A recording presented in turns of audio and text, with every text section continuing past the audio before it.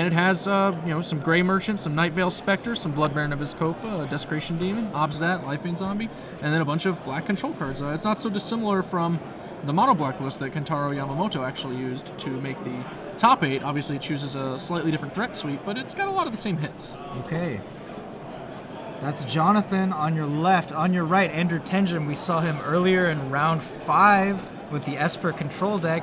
He took that down 2-1 over Jory White's red-black deck. Jory kind of mismanaged his resources with a Slaughter Games in Game 2. And then Andrew, I think, really got lucky in Game 3. Had 3 rips in a row. He had a Dissolve to counter a key spell into an Elspeth, Sun's Champion, and then a Doomblade to kill, I think, a Stormbreath Dragon that was threatening the Elspeth. So that was 3 in a row after Rakdos' return emptied his hand. That's a lot of hits. Andrew Tenjum is playing Esper Control, as you noted. He's actually one of 2 players on that list. The other one is Lucas Carlson, who I believe also may be undefeated. I know that he was up to a point. He may have dropped a match since then. I can certainly go ahead and check on that while we wait for Andrew to complete his mulligan.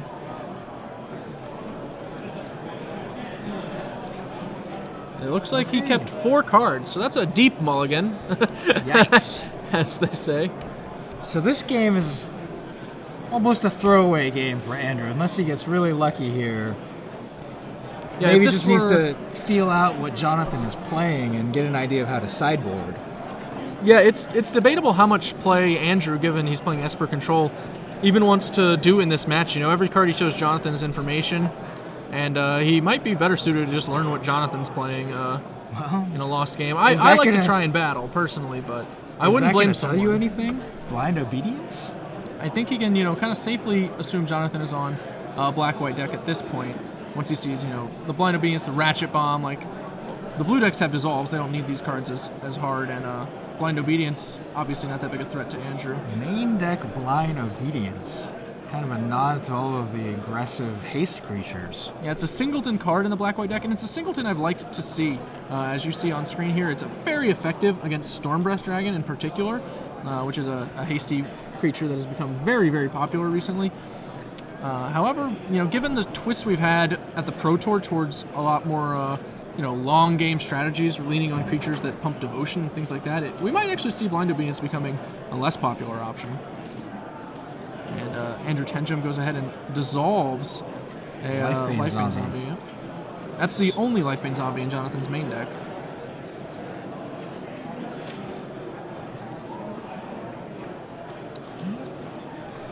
Draws, and he passes. Wow. This is actually turning kind of favorable for Tenjum, as he's made some land drops. Jonathan has stopped making them, and in these control mirrors, that's what becomes very, very important. Just the mana. Mulligan.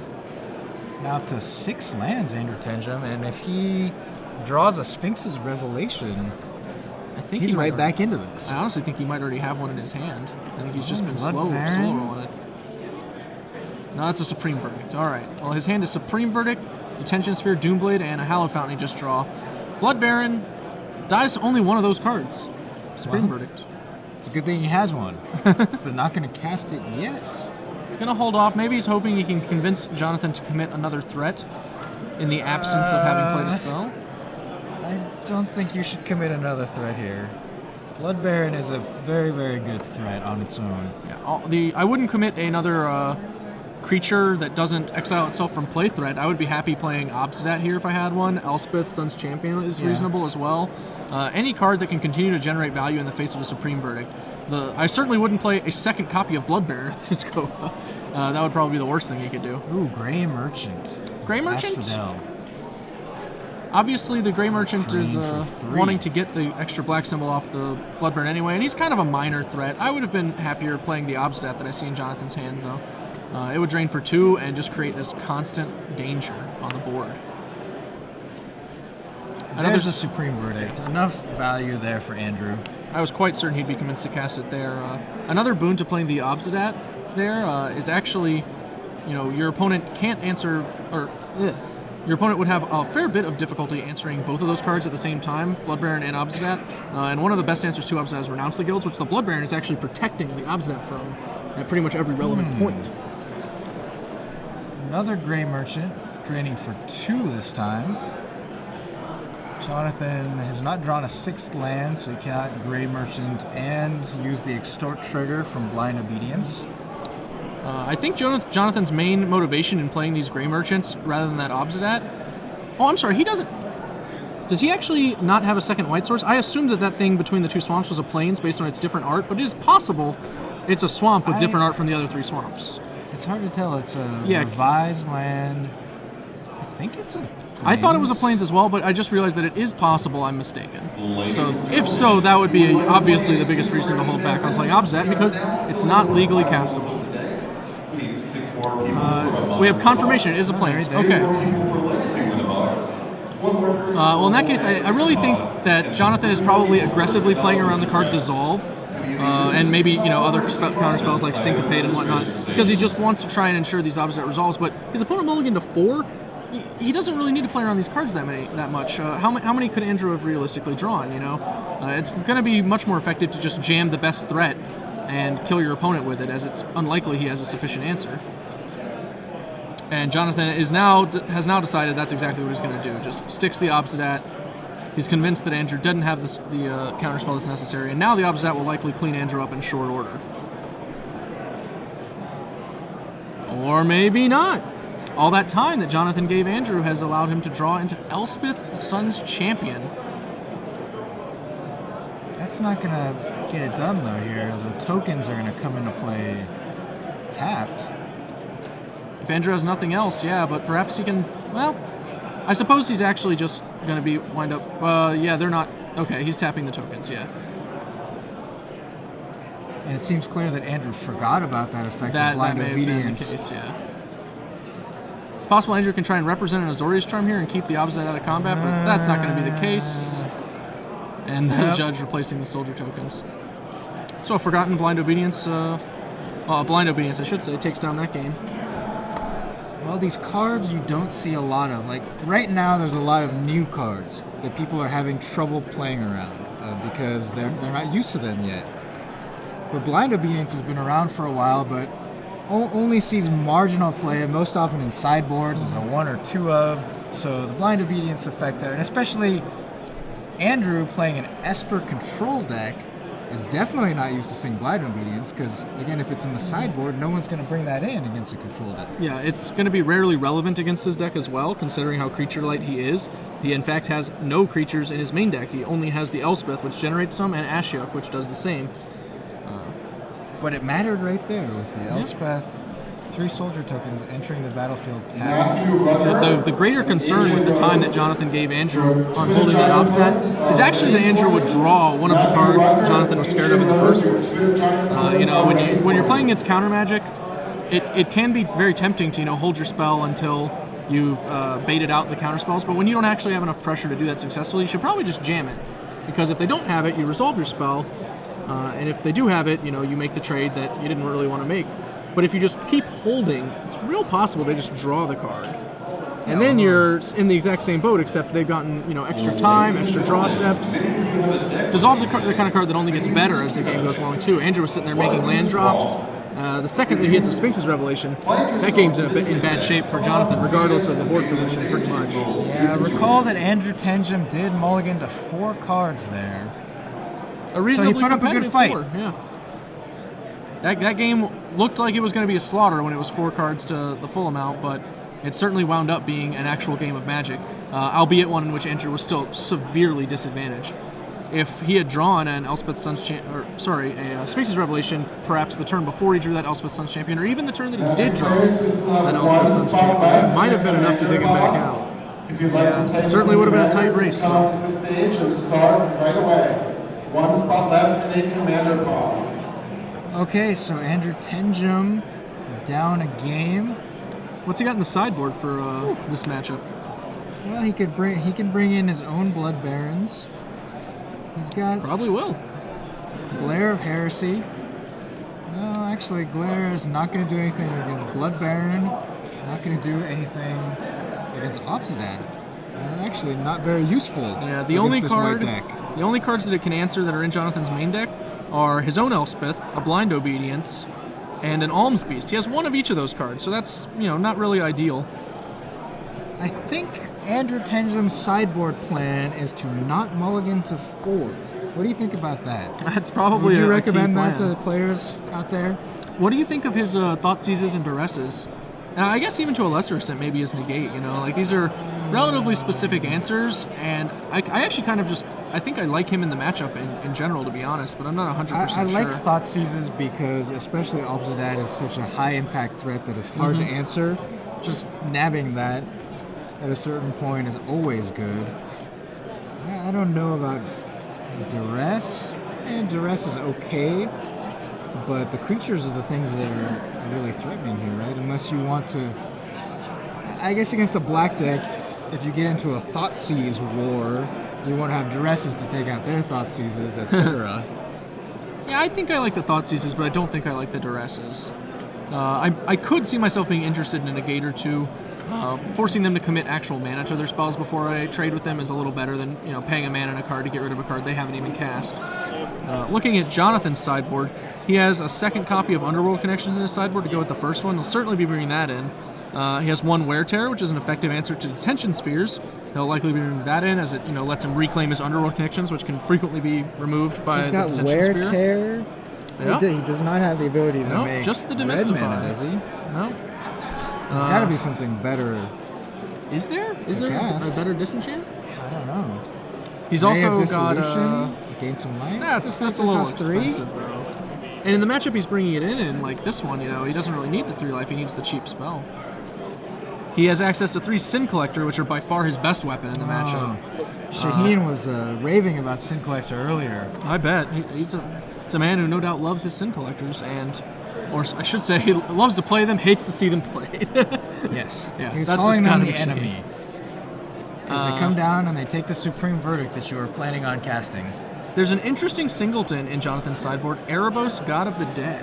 God of the Dead. I think I kind of Pay like that. 2 life, draw a card. Yeah. In addition to the Underworld Connections. Well, Andrew Tenjum is not very aggressive, so the 2 life that he's paying, that's not going to be that big a deal pretty frequently. And the fact that it actually shuts down Sphinx's Revelation could, matter a fair bit. He's got to be the aggressor, and his deck's not well suited to it. He's kind of clunky as far as aggression goes. He's relying on his threats being, threatening and durable and just lasting for a few turns, or being like, Gray Merchant and generating a little bit of value before Andrew eventually gets rid of them. Gray Merchant of Asphodel. A surprising constructed card, I would say, for a 5 mana 2/4. It's the best 5 mana 2/4 I've seen played and constructed in some time. Now you're just going to make me go do some research. I'm going to try to get Gatherer to do a search on 5 mana 2/4s now. See if I can narrow it down. The early turns here start as expected, with each player making some land drops before Jonathan jams Sin Collector. Sin Collector sees a Sphinx's Revelation, a Tension Sphere, an Elspeth, an Aetherling, a Blood Baron, and a land. I think he's going to take the Sphinx's Revelation, Ricky.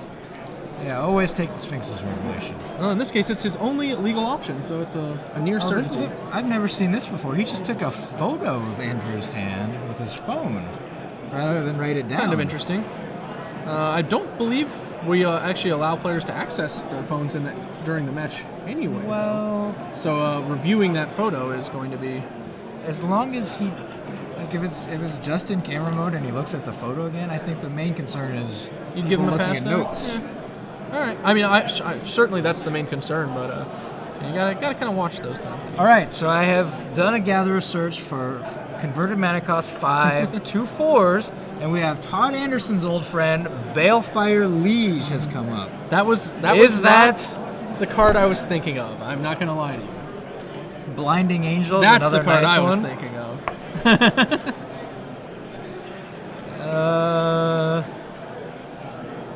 Sin Collector jams in on Jonathan's side for 2 damage. Andrew still having no reply. We actually still know his hand as he played a Hallowed Fountain, not the island that we already saw there. Juniper Order Ranger was part of some infinite Jonathan- combo decks. Jonathan messed this one up. He plays a second Sin Collector knowing his opponent doesn't have an instant or sorcery, as the Hallowed Fountain was the card that Andrew drew that turn.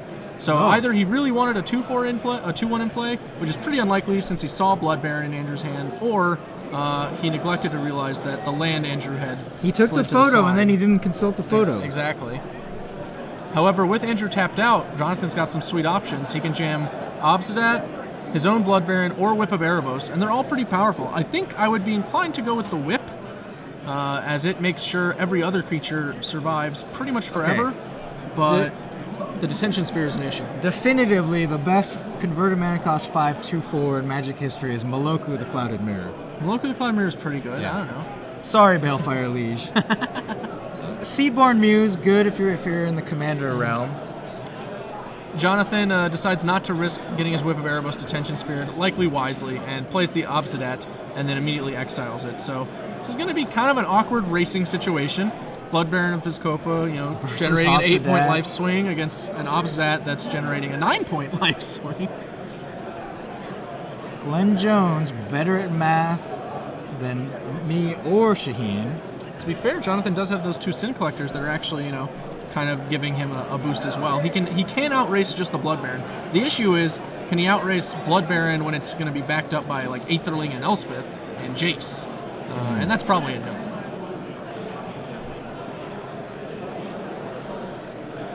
Well, Jace goes -2 here, flips over 3 cards. Another Jace and a Supreme Verdict. No answers to the Obsidat. Jonathan evaluating his hand and decides to make Jace the most important card from the Jace. Andrew needs lands, so he's actually going to take that. A 7th land gives him access to Aetherling with a blue up, which is pretty much the best thing that an Aetherling can be. Okay, Obsidat comes back. Drain. Obsidat Ghost Council. Much better than the original Ghost Council of Orzhova, especially without damage on the stack. That card would be Dare you. unplayable now, right? I wouldn't want to say such a thing. I have fond memories of Ghost Council. Sorry, Glenn, it's just not good enough. Dude, I loved my Tallow Wisps. I loved them so much. Oh, you played the Spirit. Tallow Wisp. Jonathan trying to decide what to do. He's got 2 Whip of Erebos, another Blood Baron, a Night Veil Spectre, and a Hero's Downfall in his hand. A few of those cards are not doing much. He can play one of his whips. It will likely meet a Detention Sphere. He can play his Blood Baron and get exposed to Supreme Verdict. Activate Nykthos. Make 3 mana of either black or white. I believe he can make 4 mana of black. Oh yeah, either Sin one. Collectors, Yep. each adding 1. He's going for the Whip of Erebos. Puts into play. As we noted, it's likely not going to be long for this world. He attacks, but that's not going to do anything. Not going to gain him any life. No. Unless he sends Protection. both. Yeah, you got to Yep. send the Sin Collectors. So now Andrew Tenjum has to decide. Looks like he's just going to block the Obsidat. Yep. Deal 4 and gain 4 from the Sin Collector. Or sorry, deal 4 and gain 4 from the Sin Collectors. He sent them all at Jace to eliminate it. So this attack was fine. He did manage to eliminate the Jace, and he knows there's another one on the bottom of Andrew's deck. Doesn't have to really worry about a second one. Note his board would have been getting a lot worse if Jace started plussing. Those Sin Collectors not getting in much. Okay, looks like he blocked a Sin Collector. Okay, that was unclear based on how they established. But considering he attacked Jace, that makes it a much better block. Yes, when you're on a camera match, Okay. do people a favor and move your cards to what you are blocking. Because Andrew Tenjum probably said what he was blocking, and It actually appears that Tapped he did his- block the Obsidat, and it became confused. Obviously, if they're all attacking Jace, unless he considered the additional life that Obsidat's going to gain, the 3 extra life to be a factor, he should probably have blocked the Sin Collector to eliminate it. I think what actually happened is maybe he just said block and tapped it, and now they're debating as to what was actually blocked. No, that is not the case. Okay. so They he blocked rule that he blocked the Obsidat Obsidat. with Blood Baron. Could have taken an opportunity to eliminate a Sin Collector there. So Jonathan gains 4 life from the lifelink on the Sin Collectors. Andrew gains 4 off of Blood Baron. Fires off of Thoughtseize. With Whip of Erebos in play, it's also debatable that Andrew maybe, wants to be careful about killing Sin Collectors. They could come back and do some pretty unruly things. Yeah. So the Thoughtseize, we see a Night Veil Spectre, Blood Baron of Vizkopa, Hero's Downfall, and that second Whip of Erebos. So what do you take here? I think I take probably... Will I was going to say Drescher. the Whip or the Spectre, but Andrew takes neither. Takes the Hero's Downfall. Maybe he's just jamming his Aetherling right now, tapping out, and that's why he did that. Nope, he's jamming Elspeth. That's not bad. It's not bad. Oh, I suppose that makes sense. If he has Elspeth, yeah, to should take obviously take the Hero's Downfall. And he still has that Aetherling. And yeah, now this board is really twisting about in his favor. Yeah, because the Soldier tokens are going to hold the Sin Collectors at bay, and the Blood Baron is keeping Obsidat down. He'll Well, still he's- continue to lose 2 from the drain, but we have to keep in mind, one, Elspeth is going to eventually ultimate if that Obsidat doesn't start getting through for actual damage. Right, so rather than hold back the Blood Baron, Andrew attacks with it to gain the 4 life off the lifelink, and he'll probably just chump block Yeah. the Obsidat here. I think that's a fine play, especially considering his soldier tokens aren't that great, and he doesn't really care about how much life Jonathan gains. That's the primary reason to hold back the Blood Baron, is to prevent the gain 5 from Yeah, but Obsidat Whip. he needs to keep his own life total up high enough that he can stay in this game.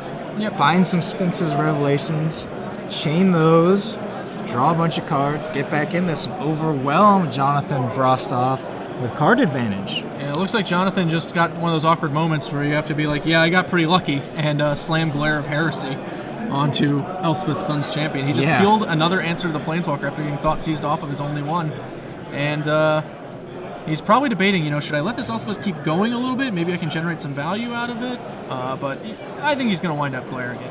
I came up in a similar situation when playtesting with BBD, where I allowed him to grow an Elspeth for a few extra turns because I believed it was better to develop my board rather than actually go ahead and just kill it immediately. And Jonathan is going to attack first. He's going to offer Andrew.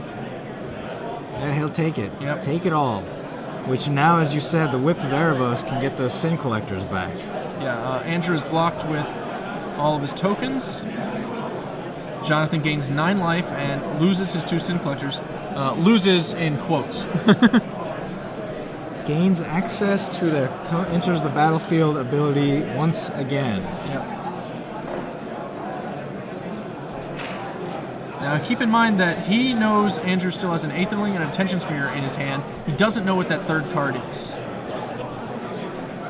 So, Glare of Heresy, the Elspeth. And cast Night Veil Spectre.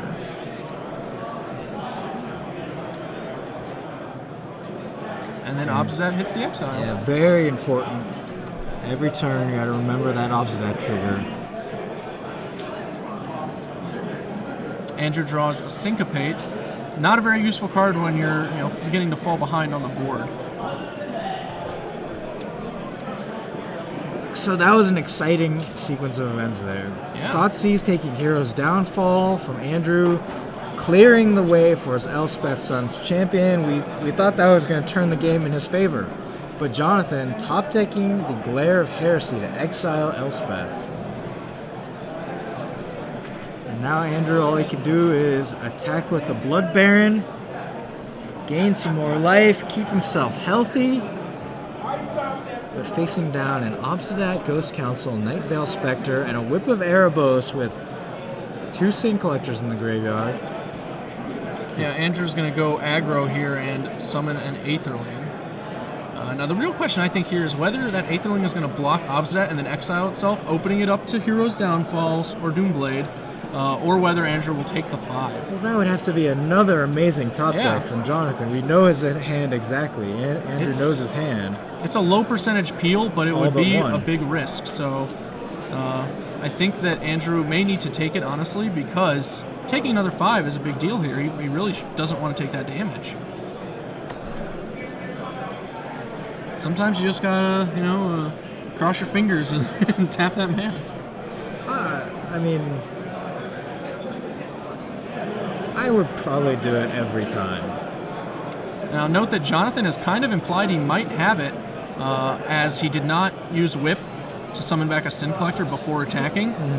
Tapping his mana in that fashion would actually have, given Andrew a clear pass. So he's saying, maybe I've got something here, but Andrew decides to call anyway.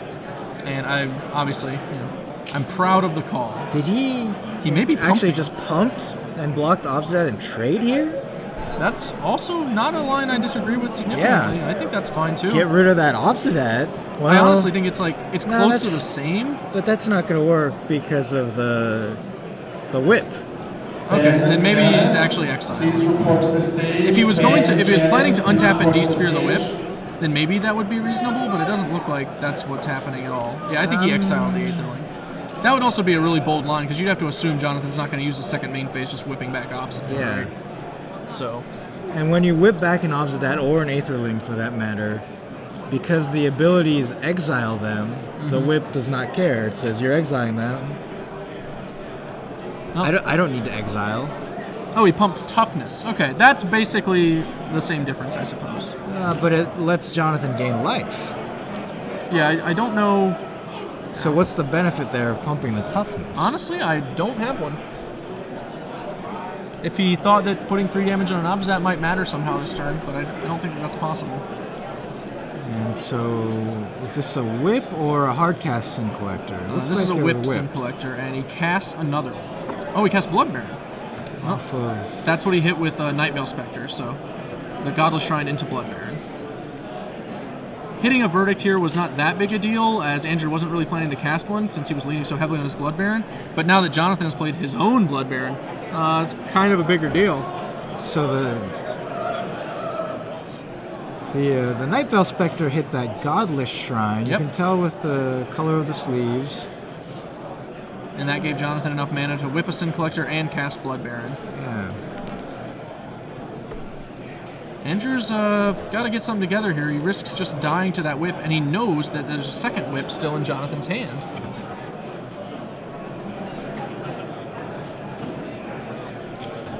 Do you ever, in a situation like this, just try to go for a line to get Jonathan to mess up?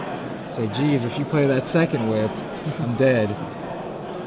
I don't think so, mostly because Jonathan would have to have forgotten that there's a Distension Sphere in Andrew's hand, and he's seen his hand 3 times now. That's a lot of times to see a Detention Sphere and forget that it's there, you know? Yeah. So I don't anticipate that happening. What he really needs to happen is he needs to de-sphere that whip and then be able to syncopate the next whip. The problem is that Nykthos makes that quite difficult. Yeah, so much devotion mana Yeah. with when the Obsidat comes back, and now with the Nightveil Spectre on black. Andrew's opting to instead go on the aggro plan and just try to get his opponent a little dead. He's going to de-sphere, I imagine, the whip, and hope to find another answer. He's certainly casting de-sphere based on how he left this mana, but he's going to go, oh, the Spectre, okay. That's not so dissimilar. So he's really just on the, I'm going to try and race Whip of Erebos plan while my opponent's Obsidating me and has a Blood Baron play. I gotta be honest, that is not a plan I think is destined for success. You can't win that race. I think that Andrew, perhaps based on the mana he left open, intended to, quote, untap Aetherling on his turn, but has now not done that. I'm not sure, though. Otherwise, we missed out on a point of damage we could have got in with our Aetherling on. Or maybe he just really wants Syncopate for 1 available, specifically? For what? Doesn't really... I can't think of you anything, can't really. you can't already deal with what's on the board. I think we may have just slipped a little here and forgotten to say, you know, before I go to my end step, exile Aetherling. So whipping another Sin Collector. This time before we attack. So nabs that Syncopate. Andrew takes a healthy boatload of damage. 10? 11, right? I'm sorry, the Blood Baron is also, is that a 10 Blood Baron? Yeah, No, we were... Not quite yet. Well, we were... He has oh, an to be opponent's under 10 or less, I'm sorry. We're getting there. And then casts another Sin Collector.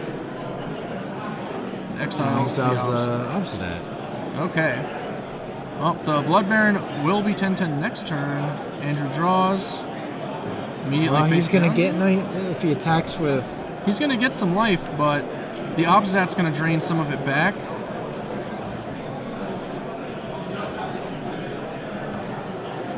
And I'm not even sure if he can afford to attack. If he attacks, he might just be dead anyway. His opponent's threatening does go 6, to attack. 9. His opponent's threatening him with 11 damage at least. The Sin Collector blocks the Aetherling. Gonna gain another 2 life. Andrew deals 4 and gains 4 with the Blood Baron of Viscopa. And then Andrew does correctly get his Aetherling X out on his turn, and now he's going to pass turn. Magic players, if you'd like to register for tomorrow's Legacy Open, there's still a little time to do so.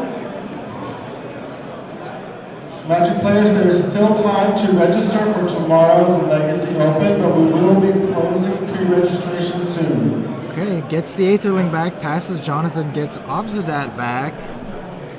Andrew goes to 11. He's got 1 life, keeping that Blood Baron from going nuclear on him. Can we see more whip on Sin Collector? That's what I'm guessing. We've got 5. That's 5 mana generated from the whip right there. Gets back Sin Collector. There's still 1 mana floating. In response, Andrew appears to be going to cast something. Sphinx's Revelation? Far and Away. He fuses a Far and Away. That's going to bounce Obsidat and kill Blood Baron. That's actually a pretty sweet swing for him. We mentioned that killing an Obsidat is not that useful with Whip of Erebos already in play, so he decides to bounce it, sacks the Blood Baron. Whipping a Blood Baron back is decent, but it's certainly not going to be the kind of game-breaking play that Obsidat is. Andrews, he's clawing his way back in here. Using that floating mana, Jonathan has exactly enough to recast. I was just going to say, he still had the floating mana. And Andrew, continues to hold on to his tenuous life total. Yeah, very tenuous. Got to keep himself above 10. Otherwise, when the whip brings back the Blood Baron, it's going to be a monster. We also have to keep in mind the possibility that Jonathan still has Grey Merchants in his deck. At this point, I'm kind of thinking he might have sided them out, but that's reach. He can actually just take Andrew down without the combat step if he needs to, or he can pre-combat get Andrew below 10 for that Blood Baron bonus. If he can get enough mana off of his devotion. Andrew attacks for 12, drops Jonathan down to 32. And then it looks like he's going to play Aetherling again before he untaps.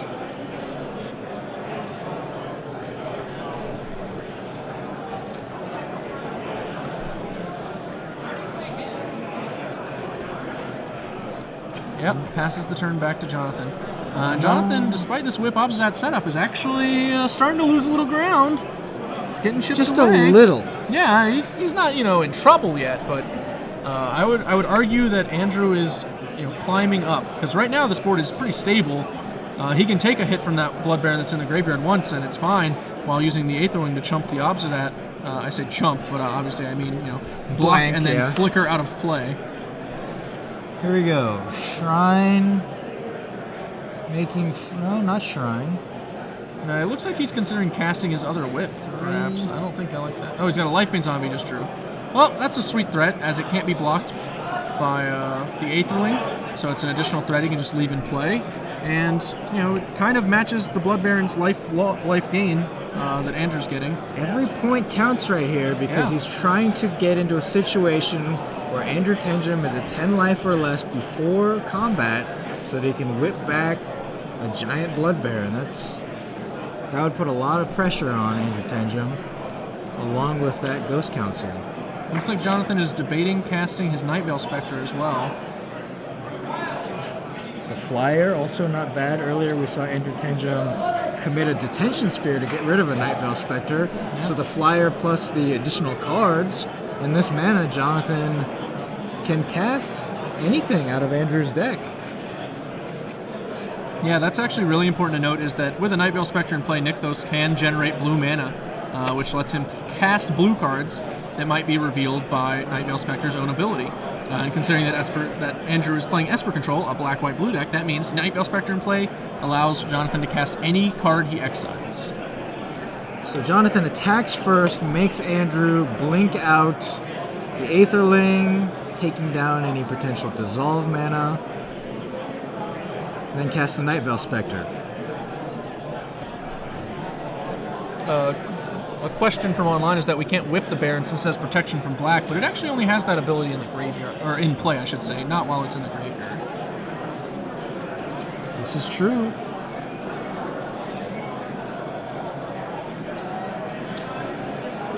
Andrew attacks once more. Not making anything unblockable, needs to save all of his blue mana to keep Aetherling alive at all costs.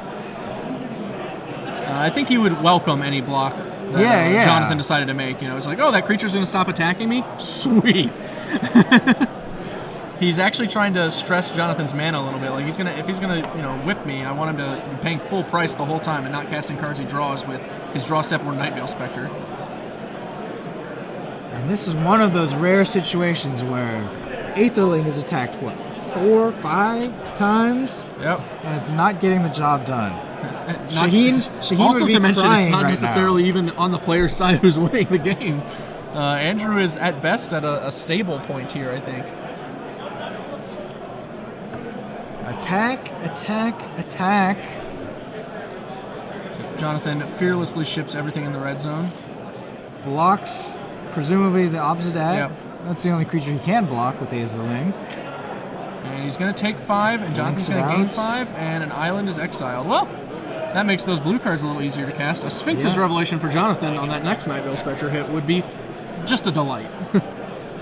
A Nykthos-powered Sphinx's Revelation, I might add. That would be a lot of cards in life. And now Andrew Tenjum draws Jace, Architect of Thought. That's actually a fairly effective change on this clock. Yeah, that's not bad. Yeah, turning Nightveil Spectre into a 1-2 and Lifebane Zombie into a 2-1 when they're on offense. That means that he might actually pull ahead in the race, as Whip is only going to gain 3 life per swing, and that amount of damage is actually going to take a fair while to chew through Jace, Architect of Thought himself. He'll go to 5, take 3, he'll go to 3 and then die, and then Jonathan will be able to actually start attacking Andrew directly, which, by then he presumably will have significantly more life from his own Blood Baron. So the Jace is huge. I think we're going to see this game turn off of the Nightveil Spectre. It's going to hit something. I think so far it's hit 2 lands, which Jonathan has played, and has continued to make land drops off of Andrew's deck, but eventually he's going to hit some kind of action spell, and anything right here would be pretty devastating. Looks like he's just sending his Blood Baron this time. He's, decided to slow down. Saving his mana, because he needs 2 of the blue to cast Jace. Yep. I think he just really didn't want to risk Jonathan finding a way to be able to kill Aetherling in response to him doing anything. So he's playing cautiously now that he's no longer, with his back against the wall, dead to the next combat step. But now he's at 10. He is at 10. So is this the turn where we whip up some Blood Baron? No, well, Jonathan will have to recall this particular interaction. He's also only at 27 himself, so he would need a way to gain some life before. Maybe he's forgotten that he's been so concerned about getting Andrew to 10 that he hasn't been keeping track of his own life total. So, because he did use the whip on the Blood Baron of Viscopa here. I think that he's aware. I think he's just planning to jam the Jace. Because he can actually kill the Jace if he uses the Blood Baron as well. Okay. So I don't know if this attack is going at Andrew or the Jace. If it's going at the Jace will definitely die. There's a 4, a 3, a 2, and a 1 all attacking the Jace. He can actually doesn't even need the 1. He can just Nightveil can attack Andrew and draw another card. That's actually for the best. He can send Nightveil Spectre at Andrew and everything else at Jace, killing Jace for sure. So Aetherling on Obsidat. That's the attack I presume is being made. Jace dies, and we exile for Nightveil Spectre. Yep. Alright, here we go.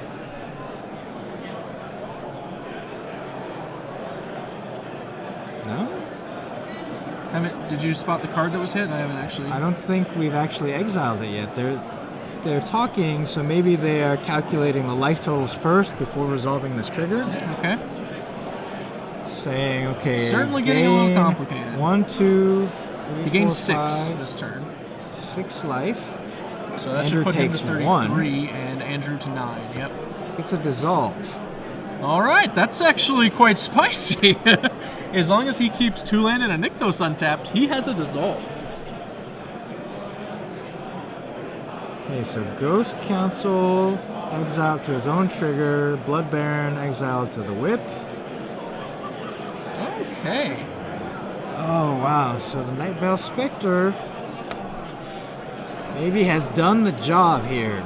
Yeah, you may have made the read correctly on Night Veil Spectre. It's certainly the most important card on Jonathan's side right now, as strange as that seems to consider when there's a board with Whip of Erebos and Obsidian Ghost Council. So Nykthos, yeah, he can generate 3 blue off of the devotion of the Night Veil Spectre itself. Andrew sends in another 12 damage. Not Goes to enough. 13. This race is getting tight. He has drawn another land. Obviously not especially useful to him, but he exiles the Aetherling, brings it back to block. And Jonathan, while he has access to Resolve, he just needs one more card to put the board state in his favor. Right now I think it favors Andrew, but not by a lot. You think it favors Andrew here? I think this board right now favors Andrew. If the both players stopped drawing cards and just continued to play Magic, Andrew would win. Oh, but I mean, if both players stop drawing cards, but Jonathan's drawing an extra card. That's what I'm saying. Off Jonathan actually needs, Spectre. but he still needs something to hit. He has to hit a relevant card in order to make this board turn it back in his favor. And it doesn't take much. You know, another Lifebane zombie would actually might maybe be enough. But he does need something.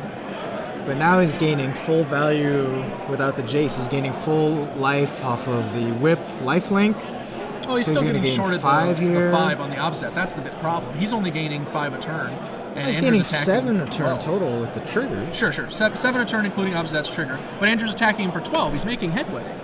Yeah, okay, I see your And he's point. only getting in 5 damage, and Andrew's gaining 4. 4 back. So Andrew's losing 1 life a turn and getting in 5 damage a turn. That's So a very profitable Let's trade. see what's on top of the library. Spin the wheel. Far and away. Far and away, the best reveal for Night Veil Spectre. Jonathan can cast that while leaving open Dissolve mana because he has that Because he has one the extra island. island. But he just goes for the away, gets rid of the Blood Baron. All right, he just goes for the away, gets rid of the Blood Baron. I guess there's not really much motivation to do anything else since Andrew has enough blue mana to protect that Aetherling till Kingdom Come. Aetherling just doesn't do anything anymore. And Jonathan declines to cast the Desecration Demon he drew this turn, which also would have been a big game changer because he wants to keep access to that Dissolve available. Oh, our judge on the director clarifies you actually couldn't have fused Far and Away because it wouldn't have been from the hand. Oh, of Good course. catch from Shoebox, our judge. But it wouldn't have mattered if he tried to fuse it anyway, so I don't care. And Andrew makes the only attack he can make. No longer gaining the 4 means he's not actually breaking ahead against that attack for 5. Now he's thoroughly behind. Yeah, he's now probably he's just behind. dead here. Not quite. He's not stone He dead. goes to 1. Yep. Goes to 1, will be dead on Jonathan's next upkeep, barring a pretty impressive draw. And assuming Jonathan goes ahead and casts, I mean, he's got the Dissolve. As long as he has 3 mana, it's over. Casting an Elspeth off of a Night Veil Spectre. Have you ever seen this happen before? No. That's just, it's brutal. It's kind of icing on the cake, though, really. That Nykthos and that Dissolve under that Night Veil Spectre were the game. Andrew is drawing Stone Dead on his draw step, but he's going to take it. See what it is. I guess Supreme Verdict would actually, like... No, he'd still be dead unless he had a way to gain life as well. If he had another spell and Supreme Verdict. But his other card in hand is an island. You mean Supreme Verdict doesn't gain you life as well? Well, Jace is a card capable of drawing 2 cards, so should Jonathan somehow... He remembers to he use his dissolves. Dissolve. If he had let that resolve, Andrew theoretically could have maybe done something that actually was... Tenjum players, that is time in the round. Active player finish your turn, then proceed to 5 additional turns. Once again, players, that is time in the round. Well, they're going off. Jonathan has won this round, and now that I've seen this play out, I take back what I said before. I think I like the black-white side of it a little better, especially after it wins. post-board. Well, the sim Like, collectors it's definitely the sim favored. collectors are a big deal post-board, and they both get into Blood Baron fights. But Jonathan's actually a better Blood Baron deck too, which you wouldn't really expect since Andrew has access to Far and Away and other colors.